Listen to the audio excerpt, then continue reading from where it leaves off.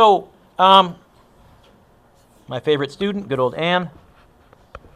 I love, first of all, I'm going to say I like this first question. I like this first question in that you're going to be asked to find a current. I kind of like this because it looks so terrifying, but if you don't freak out, it falls apart. So good old Anne says the diagram below shows part of an electrical circuit. I don't quite know where to start. You know what? I started here. How many amps are flowing down right there? How many amps are coming in right here? So how many amps must be coming in for you to get 7? Otherwise, that can't be true. I said, okay. Oh, I got 4 amps going this way. How many amps do I have going this way?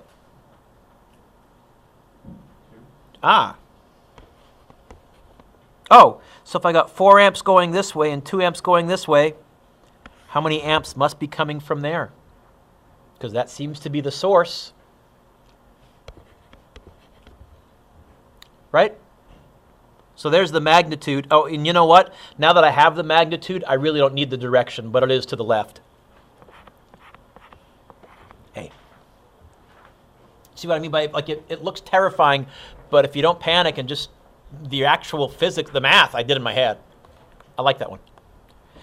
Number 2, find the current through R4.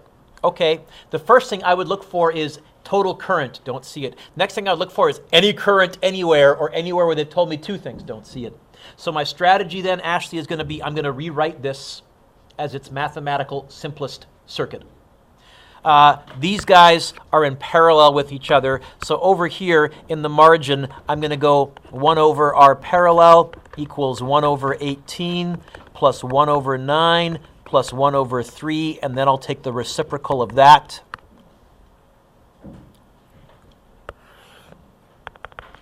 One over 18 plus 1 over 9 plus 1 over 3. Oh, nice. Those 3 can be replaced with a single 2 ohm resistor. Again, some little hints. Manisha, you may notice in these 3, how big is the smallest resistor? Just read it to me, Manisha. How big is the smallest one in this group of 3? And you'll notice the parallel equivalent is always smaller than the smallest ones. When I built an error check in case I make a mistake or something like that, right? So really, this is the same as battery, 2 ohms, 8 ohms. Oh, wow. How's that help? Now I'm done. I mean, it's going to fall apart. Because now I can say, okay, what's total current? Sorry, total resistance. 10. Nice, and because now they're series, right? You could redraw it one more time with just a single 10 there, but most of you are good enough now, I think you can look at that. Oh, 10 ohms. And keep going, Alex, what's the total voltage?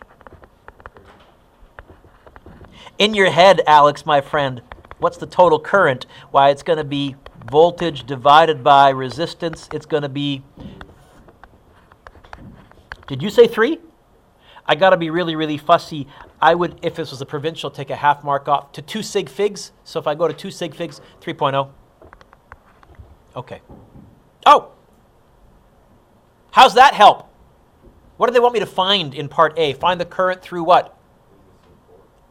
Is the total current, the current going through resistor 4? Oh, well then we're done.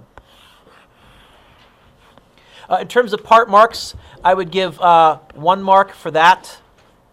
I would give 1 mark if I saw that, 1 mark for that. I would give 1 mark if I saw the 1 over 18, whatever, and I would also give 1 mark if I saw our parallel or something. I don't know, something like that. Oh, no. I know what I would do. I would give 1 mark if I saw that you'd clued in that the total resistance was 10. In fact, I'd probably go a half mark for the 10 and a half mark for the 30, and then let you do the math. That wasn't too bad. There's got to be a part B. Find the voltage drop across R2. I'm going to show all my work on this page. Suggestions. You know what I should have done? What did I find in part A? I should have labeled that.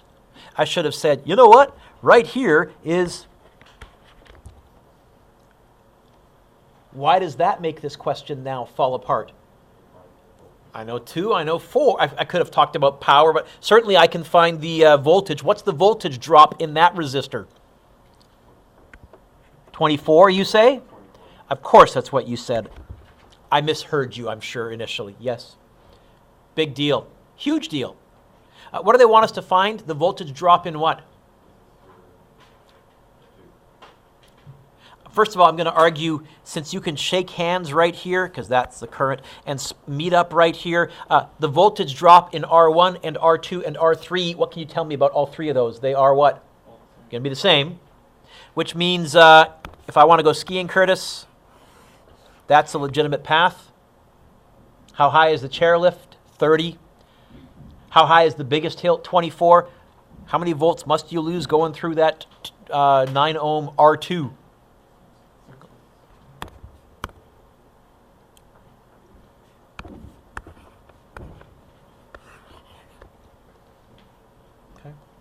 What else could I ask, Callum? Could it talk about power in each resistor? Because power equals VI or I squared R or V squared over R. That one I hardly ever use. What else could I ask? I could say, hey, if I could have given you this same circuit and said each one of these is a bulb, which one will be brighter? Then you'd have to find the voltage drop in each and the current in each and then power in each. And power is what defines brightness. Oh, Kelly, you'll notice here, I gave you the terminal voltage because I didn't bother telling you the internal resistor and putting a box and EMF, whatever, that 30 volts, I already did the arithmetic and said, you know what, when you hook up this circuit, you're only getting 30 volts out of the battery. That's a fib. I didn't actually do the arithmetic. I just said I'm going to pretend it's 30 volts and I'm going to assume the numbers work out. But anyways, talking about what we did last day with terminal voltage. Oh, number 3, find the power dissipated by R1. Okay. Any current anywhere? Nope. Okay, I'm going to have to rewrite this circuit. I got 2 groups of parallels, those guys and those guys. So since this has R1, I'll call this R parallel number 1. And I'm probably going to call this R parallel number 5 or number 6. Just, I don't want to put a 2 because I'm worried I might think it belongs to that one. I'm trying to be paranoid. So I'm going to go over here. 1 over R parallel number 1 equals 1 over 14 plus 1 over 14. Do you get that's the same as a 7 ohm resistor, I think? It's going to be 2 over 14 and then reciprocal, right? We just said, okay. This one's not going to be quite so nice. 1 over R parallel with the 5 in it is going to be 1 over 24 plus 1 over 24 plus 1 over 12. Can I do that one in my head? It's going to be 2 over 24 plus 2 over 24. It's going to be 4 over 20. 6? Is it? You mean, Mr. Dueck, you can even do fractions in your head? Mr. Dueck. So the mathematically equivalent circuit in my mind has 12 volts, 7, 3, and 6. Is that right? Now I'm good. What's R total? 16. What's V total? 12. What's I total? 12 over 16. V total over R total. 12 over 16, divide by 4, divide by 4. 7.5 amps? Okay. How's that help? Well, I definitely know that that's 0.75 amps. Also in my virtual, now by the way, I could then say because each of these resistors is identical, I know the current's going to split in half. It's going to be 0.375 in each. What if I forgot that? Or what if they weren't identical? Well, look at my virtual mathematical equivalent. How many amps through this imaginary 7? How many amps through the 3? 0.75. How many amps through this imaginary 7? How many amps in the 3? 0.75. How many amps in this imaginary 7? Got to be 0.75 because there's no junctions in my virtual circuit. How many volts must I lose going through this ramp, this hill, this bump here? I must lose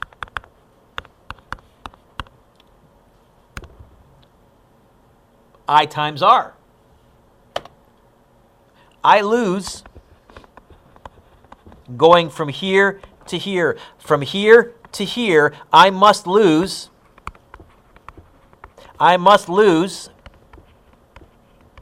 and now, do you know two things? Now you know three things and it falls apart. So you can use your virtual circuit to get the virtual voltage, but that virtual voltage, it's got to be that voltage no matter which path you take. So if I go, I equals V over R, so if I go I equals 5.25 divided by 14, I did say the current was going to split in half, so that 0.75 is going to get split exactly in half. 0.375.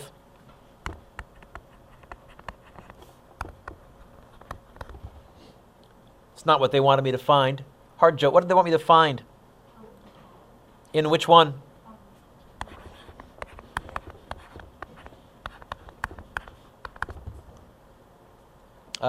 It looks like the voltage drop was 5.25 and the current was 0.375. 1.97 watts. Or you could have said, you could have actually skipped finding the current. Power is also V squared over R. It's 5.25 squared over 14. That would also get you there. Or if you knew the current because you were clever and you said, oh, the 14 and the 14 are going to split it exactly in half, you could have said power equals I squared times R, and you'll notice you get exactly the same answer for all of them. That's worth 7 marks. How did I give out part marks? Can't remember. If you got it right, 7 out of 7, obviously. Electrostatics, I think this was quiz version 2. I think. Oh, that's electrostatics, Mr. Dueck, wrong unit. Sheesh, that would have terrified us all. Circuitry. Quiz 1 version 2 answers. So for the first written, I gave part marks kind of like that, I think. Looks like I gave 1 mark if I saw the 7. Looks like I gave 1 mark if I saw the 6 ohms. 1 mark if I saw Ohm's law anywhere in any of its forms. 1 mark for the 12 over 16, 1 mark for the 0.75, and then it looks like I went with I squared R, and I just clued in that the current was going to split in half. Can you give yourself a lovely score out of 15, please?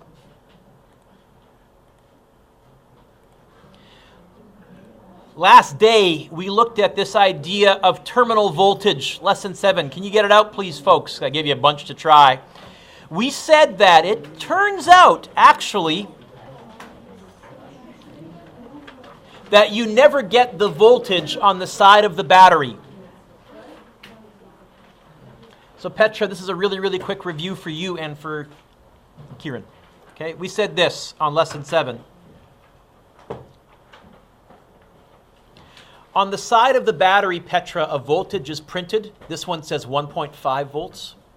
We called that the EMF, the maximum theoretical voltage. If I hook this up to a voltmeter and don't let any current flow, if I just measure the voltage, it will say 1.5 volts. But we said as soon as you actually put the battery into a circuit, look up. Because that I for some reason vanished. Oh, shouldn't be red, Mr. Dueck. Try that again. There. We said that because a battery has an internal resistance, when you send current through it, you lose a tiny little bit of voltage. What voltage? I times R. Oh, and our symbol for internal resistance for the internal resistor of this battery was a lowercase r because we're trying to suggest we want it to be as small as possible. We said your terminal voltage then, your terminal voltage is actually going to be maximum theoretical minus what you lose going through the battery. In fact, we likened this to the little bump that you feel when you get off the chairlift. We said when you get off a chairlift, you ski down a tiny ramp. That's what you lose going through the chairlift. That's the what's what you're going to lose going through the battery. Oh, but the analogy broke down because if you send more current through, somehow the bump gets bigger. Okay, fine. We also said this could be on your formula sheet a plus sign, Hakeem, if you were recharging a battery. If you were forcing current to go in the opposite direction against the smaller battery, you got the EMF, but because you were going uphill, plus I times R. And we said it's this little tiny bit of extra voltage. That's what actually recharges a battery, which is why it takes so long. So we said it's actually not that bad a deal that we have an internal resistance, that we lose a bit of voltage, because it allows us to recharge them too. Now, we could recharge faster. How? We could, let's suppose this was 6 volts. We could make this resistance so that this worked out to 5 volts. The only problem is once you put this back into a battery and the current was flowing in the opposite direction, you'd have 6, you'd be losing 5 going across the battery. Now your battery is only good for 1 volt. So it's a trade-off. We don't do that. We've said, okay, we'll assume that you can plug your battery in overnight to let it recharge. And that's usually the criteria is, can a battery recharge in about 7 hours, like for your phones? Then we figure, yeah, people are willing to sleep through the recharging process, then they'll be good. Questions from the homework?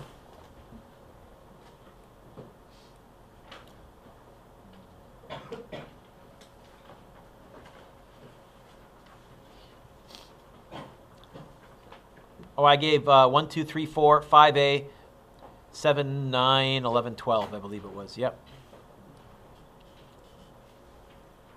Any of these you want me to go over?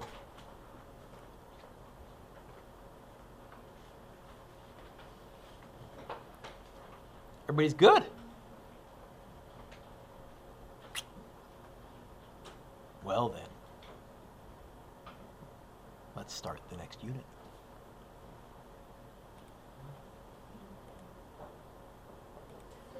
So just like that, a whole new unit.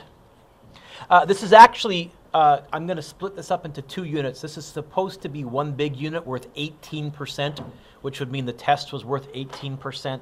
That's a chunk of change. So I'm splitting it up into 2 smaller units. Each test is going to be worth 9% of your test mark.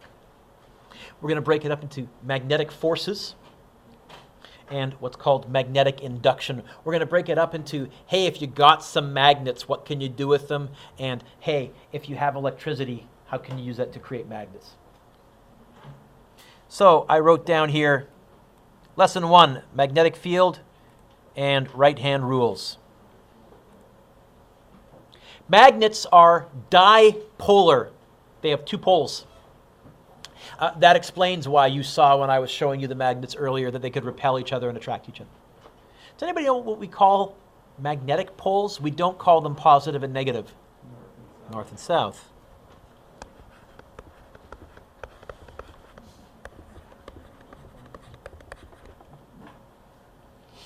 So in a standard bar magnet, that might be the north pole and that might be the south pole. But north and south poles of a magnet do not behave like charge. Charge we can isolate down to its fundamental charge. We can get an electron and we can say that's 1 negative charge. Okay? Some of it's like charge. Like poles repel, like charges repel. Unlike poles attract, or opposite poles attract, opposite charges attracted. But unlike electric charges, we do not, as far as we know, believe it is possible to completely isolate a north pole or a south pole. I can isolate 1 positive charge. In fact, we call that a proton. I can isolate 1 negative charge. In fact, we call that an electron.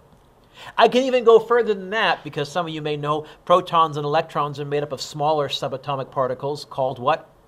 Quarks. And quarks have charges of 2/3 of a positive or 2/3 of a negative and 1/3 of a positive or 1/3 of a negative. But I can break those down. I can get those. What would happen if we cut this magnet in half? What would happen if we tried chopping it right there. Would we get the left-hand magnet being north and the right-hand magnet being south? No, it turns out if you chopped it right there, instantly you'd get a south pole there and you'd get a north pole there. You have two separate magnets. It's sort of like earthworms where you somehow end up with two, although earthworms, that's not quite true.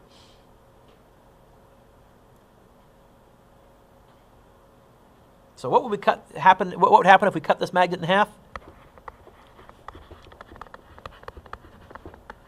And if I were to cut it again right there, I'd end up with a south there and a north there. I have to check. I haven't Googled for a few years, but as far as I know, no one has ever managed to successfully isolate a single pole by itself. When I held the magnet, you all saw it dancing in my hand. I was moving it. I was applying a force to it with a magnet that was further away. Was I touching the magnet with the other magnet? Yes, but not in the way we think of as touching. Kelly, just like in electrostatics, I was using a field. But instead of an electric field, it's a magnetic field. So magnets send out magnetic field lines, which are similar to electric field lines. So we, again, have to define a direction. What was the direction for electric field? For electric field, we said, which way would a positive want to move if it could? Okay? I can be a bit looser because for magnets, we'll never get one pole by itself. The direction for a magnetic field is always,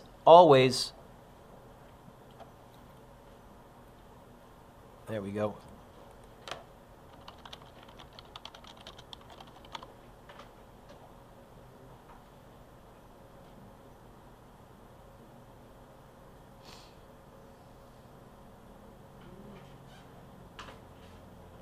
Or, in terms of a compass,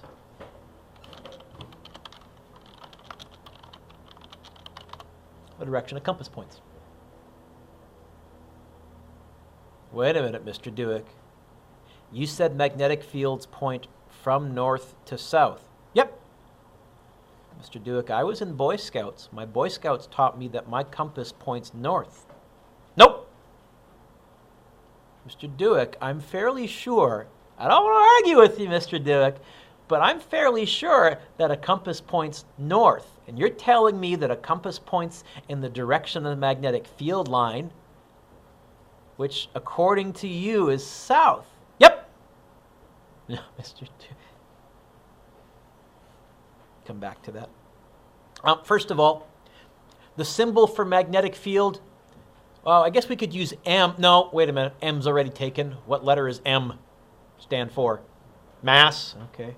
We could use F for, no, F's taken already for what? Force. So we've picked a Latin word.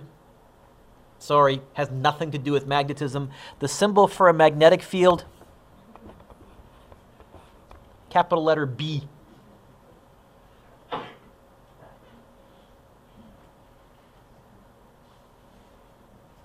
Units, capital T. Does anybody know what the units for magnetic field are?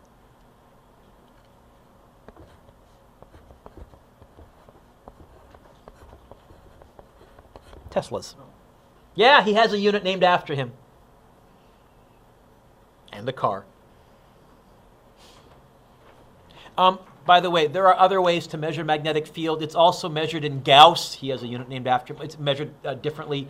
And I don't know what the U.S. imperial unit is for measuring magnetic field. I used to know and I've forgotten. But like most of their units, it's something stupid. So what do I care? There are two main types of magnets. There are permanent magnets, like those rare earth magnets that I brought out at the beginning of class. Ferromagnetic materials.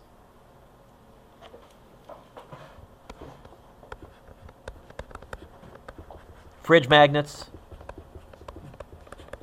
Or some of you may have cupboards that close with magnetic. Those are permanent magnets. Permanent meaning, hey, a few decades at least anyways. They last a long time. But then there are also electromagnets. This is a magnetic field caused by a current. And this is really useful because this gives you a magnet that you can turn on and off, which gives you a way of exerting a force on something else that you can turn on and off, which gives you a way to start to have moving parts in machinery and things that are controlled by other moving parts instead of having a human being have to turn everything. Really useful. Oh, did I all cap that? That's supposed to be shouting. Really useful. What do the magnetic field lines look like around a single magnet? What direction do magnetic field lines point from? What to what? North to south. So if you look at the arrows, they all point from north to south. See it? What that's saying is if you put a compass right here, it would point that way. If you put a compass right here, it would point that way. If you put a compass right here, it would point that way. If you put a compass right here, it would point that way. By the way, it also means technically inside the magnet itself. The magnetic field is kind of going that way because it does go in a little loop. We're not really going to get into that very much. What's going on inside is a bit stranger. It has to do with how the spin of electrons are lining up with each other and all sorts of obscure stuff. Oh, magnetic field lines have no beginning and no ending. They keep going right through the material and on the other side. Unlike charge line, unlike electric field lines, every electric field line started from a positive and ended at a negative, but they would come to a stop. When they reached the charge, they stopped. The Earth is also a magnet, which is how a compass works. At the North Pole,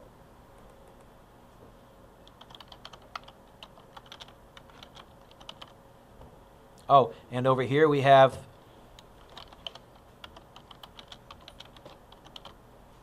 so here's our planet. There's the Arctic up there and the Antarctic down there. Which way does a compass point, though? I told you a compass points from what to what? Which means the magnet inside the Earth actually has a south pole there and a north pole there, and that is why a compass will point geographic north, because all a compass is a north pole magnet and a south pole magnet. And of course the north pole magnet wants to point to the closest south magnetic pole, and magnetic south is in the Arctic. It's the opposite of what you think. How many of you knew that? A couple of you? Okay. This is one where a lot, really? Yeah. They labeled them, well, it's just the way it is. Really, we should call up there, if we want it to be consistent purely with magnetic fields, we should call up there South Pole. You should go down north to warm up. We should be talking about the freezing south. We should be the Great White South. Should be. The Pacific Southwest. Should be. Okay. Anyways, that's what it's like inside the Earth. I think I have a picture.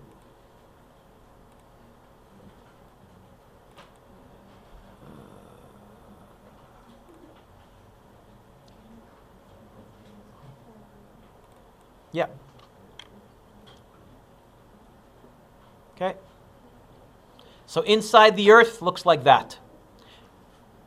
And a compass, all a compass is a bar magnet. The north end is where the arrow of the compass is. It's going to point to the North Pole geographically because inside the Earth is magnetic south.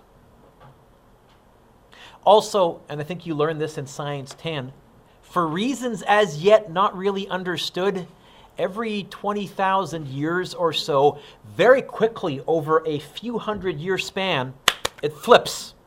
We see that in the records, especially right along the Great Atlantic, the Mid-Atlantic Rift, where the rocks are expanding on the ocean floor. We can see that the iron molecules have suddenly, that were in the liquid magma, flipped direction and then hardened. So why? We don't know. Probably, is there a Nobel Prize for geography? Probably not. I'm sure there's some kind of a prize to figure that one out. So, example 1 says, draw in the magnetic field lines below. Magnetic field lines always point from what to what? And like poles do what? I got 2 north poles facing each other. What are they going to do to each other? Repel. So the magnetic field line here is going to start out going from north. It's going to get repelled. It's going to go over that way. It's going to get repelled and probably going to come back on the page over here. It's going to start get repelled and kind of end up over here. It's going to be some that go like that.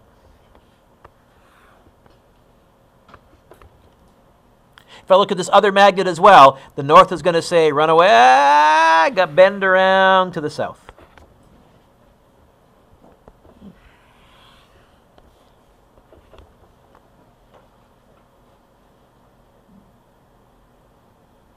Okay.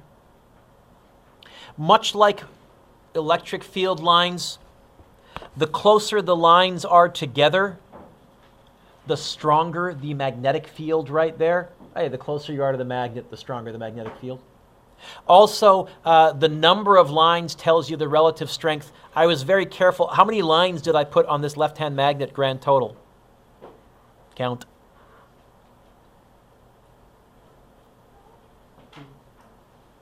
One, 2, 3, 4, 5. Did I do 5 or 6? I'm missing one. I need one more, Mr. Dueck. I wanted to do 6.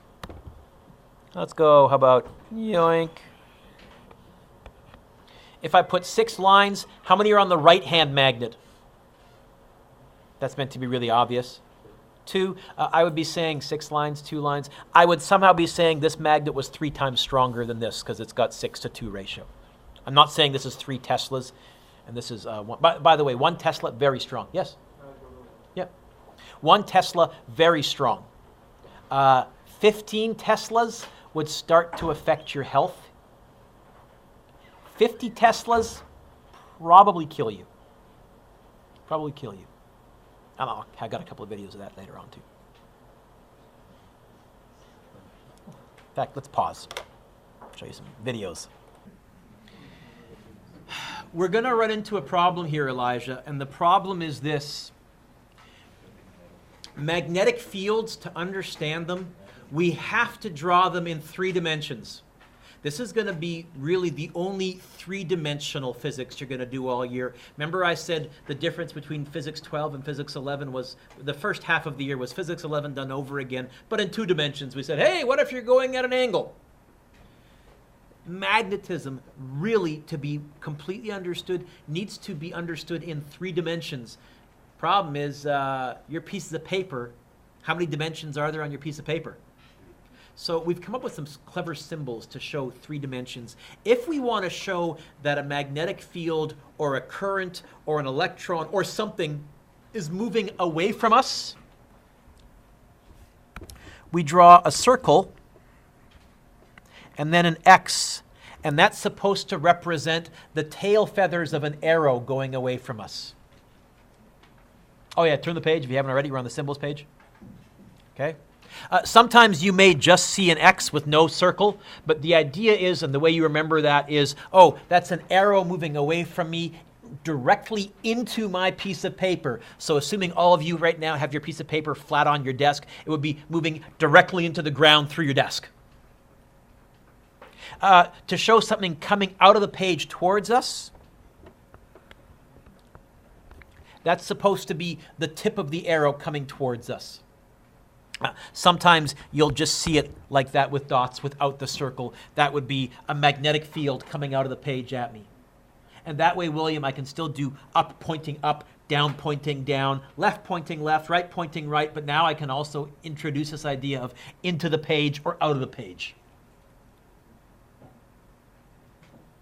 I said, we're not going to look very much at permanent magnets, at ferromagnetic materials. They're cool. You got them on your fridge. Very cool.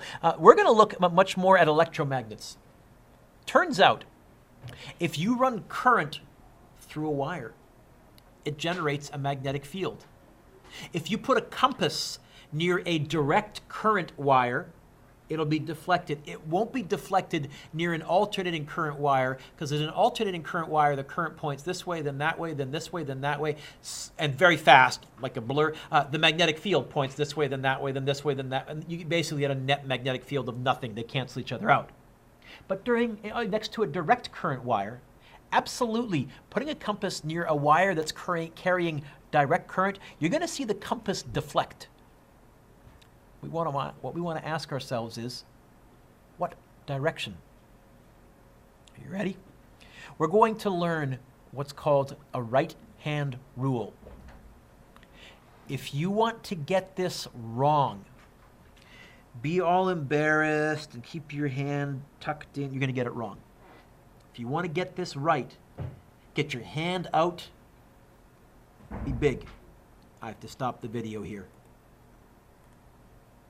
The reason we have to go to a right-hand rule, Petra, is what we're really doing is three-dimensional vector multiplication, which we're not teaching you in Physics 12. Any of you that take physics next year or go into engineering, you'll learn something called a cross product, and that's really what I'm teaching you without teaching you what a cross product is.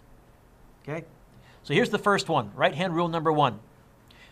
You point the thumb of your right hand in the same direction as current.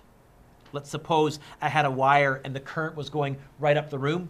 I would point my thumb that way. My fingers curl in the direction of the magnetic field, which means if I was, from my viewpoint, if this was the wire and I was staring at it and it was carrying current straight up, right on this side, the magnetic field points towards me. Here, the magnetic field points towards William. Here, the magnetic field points towards Kieran. And, here, the magnetic field points towards Aaron.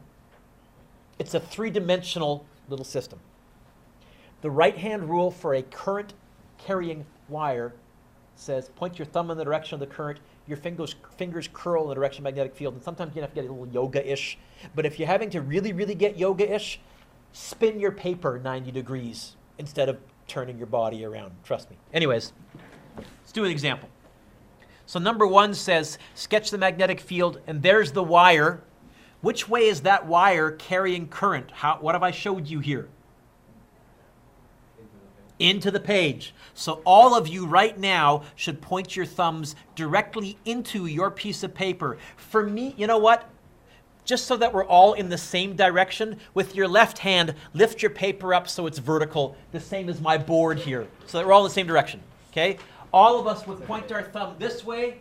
The magnetic field, right thumb, the magnetic field is, you know what? Pointing that way right here, pointing downwards right there, pointing that way underneath, and pointing up on the left. That makes sense? The magnetic field is pointing, now I've got to go into my diagram here. My magnetic field is pointing that way, that way, that way, that way. Double check. Does that work for you folks? And now you can put it on your desk if you want to, and point your thumb, your right thumb into your desk. Okay? In fact, if we were drawing the magnetic field lines, we would say like that, like that. That's which way a compass would point as it got close. Thumb into the page, right? You're definitely going to get a whole bunch of multiple choice questions on the right-hand rules. So this might be one. I might give you which way the current is going and say, hey, which way is the magnetic field? Or, example 3, I might tell you what direction the magnetic field is and say, hey, in this wire, is the current flowing to the left or to the right? Now, what have I showed you for the magnetic field? Above that wire, what direction is the magnetic field? What do those dots mean? Okay, coming towards you. Below that wire, what direction is the magnetic field? What do those dots mean? Into the page. So hold your right thumb in such a way so that your fingers point out at you when they're on top and point away from you when they're curling underneath. Figure it out. You're either going to point your thumb to the left or to the right. So point, right? Point your thumb to the left or to the right. In one of those ways, the direction will work. In one of those ways, the direction will not. And I'm going to tell you again, if you're trying to do this like this, you're going to get it wrong. Get your hand out nice and wide. Let me think. You know what? Yes? If I point my thumb to the right, my fingers point towards me, above my hand, and curl away from me, below my hand, just like the magnetic field points towards me, above the wire, and curls away from me, below the wire. It's the right-hand rule. This is how we're going to get direction. Your thumb is the wire. Your fingers are the magnetic field. Okay? So for here, I point that way, coming towards me above, and bending away from me below. This is every year where I find out that I'm less flexible than I was the previous year. Is that okay, Neve? We're going to practice this a whole bunch. Trust me, you'll get the hang of it, but it's a little weird. A little note. Remember, we said that current is in the opposite direction of electron flow. I did that big speech last unit on circuitry where I said we're going to pretend current flows downhill even though actually current flows from negative to positive. Mathematically, it's going to be much nicer if we can say everything flows from positive to negative. So if you have electrons, and electrons are what we can move around the easiest, so you will have electrons. You can either use your left hand. I find this confusing. Or you can just point your thumb in the opposite direction of the electron flow. In other words, electrons flowing that way, to my left, to your right, electrons flowing to your right is the same as current flowing to your left, same as positives going that way.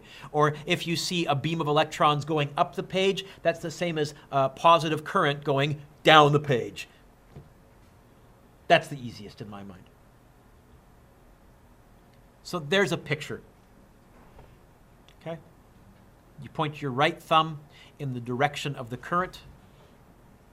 Your finger curls in the direction of the magnetic field.